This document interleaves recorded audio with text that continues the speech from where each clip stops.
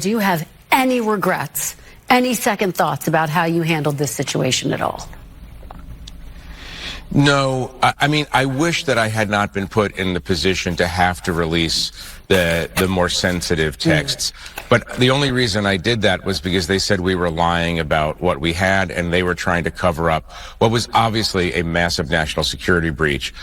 Journalists, I hope, operate in the public interest. The public needs to know that they don't take national security seriously. So that's why I put out what I did. This man, all of those people, their phones are compromised.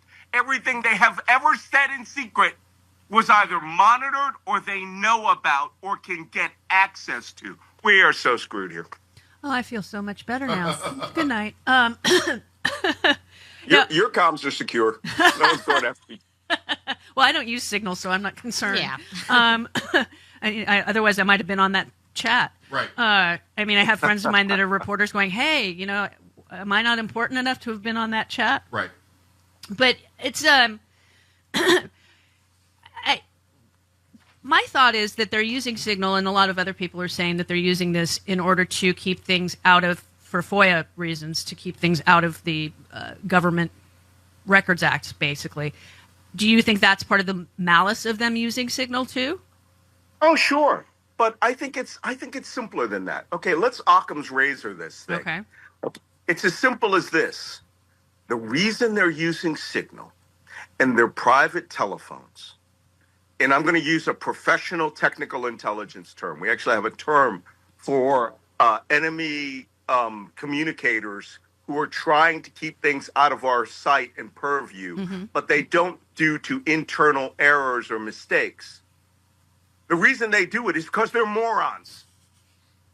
And they're morons because they think they're masters of the universe now. Yeah. And that whatever they do is secure by dint of the fact that I'm talking privately to the Vice President, J.D. Vance, and he's telling me his raw opinions about Europe. Yeah. And that if it's between us on Signal, no one's going to know about this, and no one's ever going to break in. On their freaking desk are secure, cryptographically secured telephone systems the United States government has spent 100 years developing that cannot be broken. Right. But why use that when you can go to the freaking Wawa, pick up a coffee, and, text out secret war plans with Russians following you, Chinese intercept operators following you, entire space-based systems dedicated to you, right?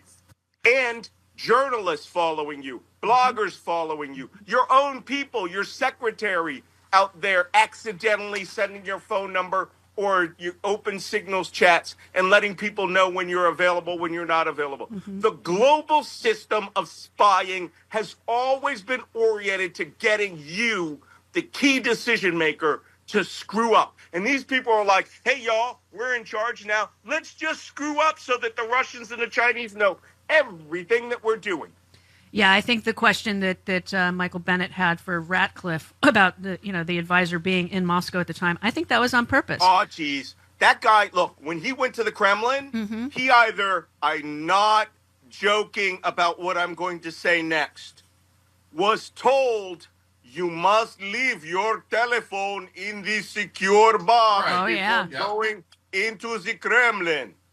And he put it in the box.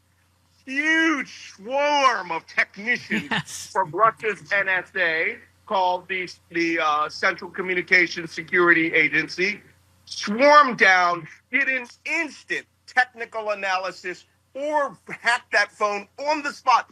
I'm sorry to tell you, I can't say that I've actually done this in the past, but I've been part of a special team, and these guys would have said, this man's an idiot. This is our phone. Witkoff is just borrowing it, and Witkoff's communications could have poisoned every other phone's communication. Yep. Oh, geez. This is a disaster. This makes Edward Snowden look like an amateur. Yeah. Because he just stole stuff. These people gave it away. Yeah.